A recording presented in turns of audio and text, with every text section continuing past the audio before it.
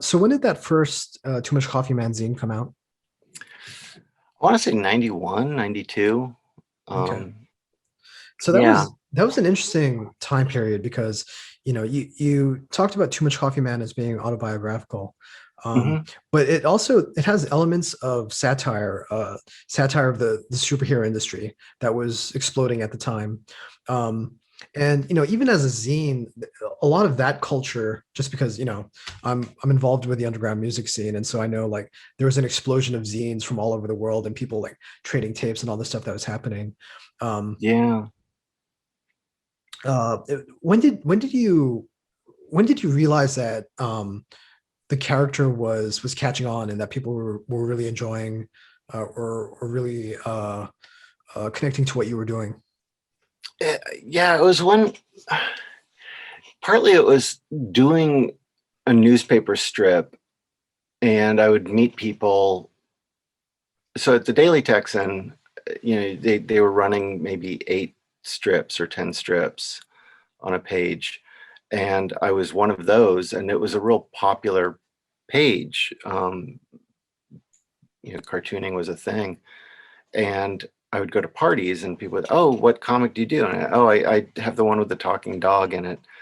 Oh, yeah, I think I know that one.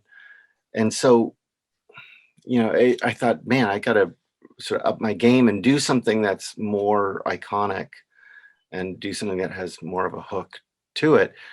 So I put together that book of what is it, Children with Glue. Um, yeah, Children with Glue, this one, and it collects a bunch of the newspaper strips that I'd done. And then I thought, okay, I got to do mini comics to promote it, because I thought if people buy a 25 cents or a dollar book, 75-cent book, they'll then come back and buy the $5 book. And so I did all these mini comics, and it was kind of like I threw a bunch of darts, and the Too Much Coffee Man dart was one that people just, it resonated with people. Um, and then I had the mini comics, and it's like the mini comics were just selling so much better than anything else I had done. And so I just thought, well, I can walk up a down staircase, or I can just do more Too Much Coffee Man. And I thought it was a one-off gag. And so doing another one, I was like, how do I do this? How do I keep it interesting?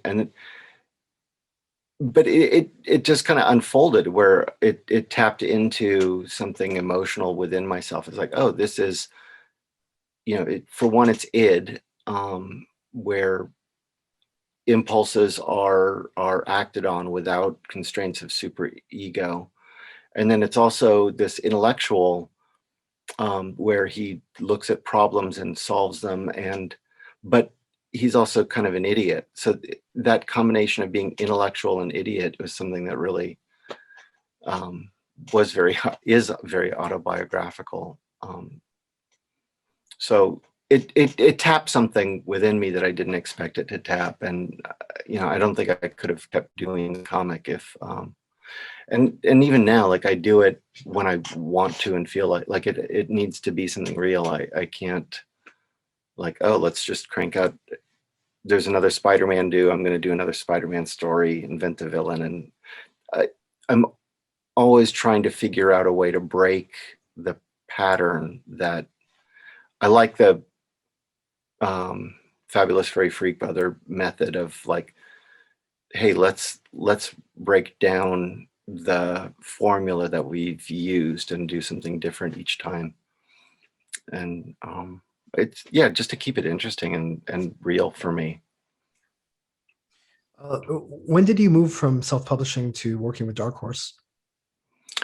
98, um, I was putting together, I'd done a bunch of self-published comics, and I did a couple stories in Dark Horse Presents with Too Much Coffee Man.